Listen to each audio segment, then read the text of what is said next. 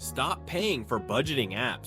OpenAI just dropped a massive update that turns ChatGPT into your personal accountant, and it's going to save you hours of staring at spreadsheets. In the next 3 minutes, I'm going to show you exactly how to use this feature to instantly categorize your messy bank statements, spot hidden subscriptions draining your account, and build a custom savings plan. Stick around until the end, because I'm giving you the exact strict advisor prompt I use to cut my expenses by 10% every single month. Let's dive in.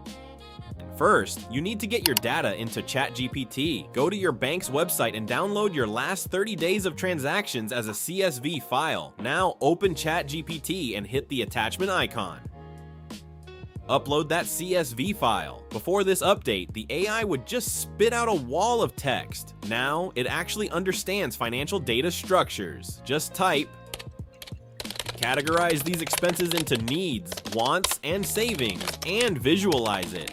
Boom. Within seconds, ChatGPT cleans the messy bank data, categorizes every single coffee run, and builds an interactive chart right in the chat. You can even ask it, year one, find all recurring subscriptions I haven't used this month. It's like having a financial auditor right on your laptop. Now, categorizing is great, but action is better. Here is the secret sauce. You don't just want ChatGPT to read your data, you want it to coach you. Copy and paste this exact prompt, act as a strict expert financial advisor, analyze my spending for areas where I am violating the 50-30-20 budget rule, build me a step-by-step actionable roadmap to cut my costs by 10% next month without completely sacrificing my lifestyle. The AI will literally identify your weak spots, like spending too much on Uber Eats, and give you a realistic daily allowance to get back on track.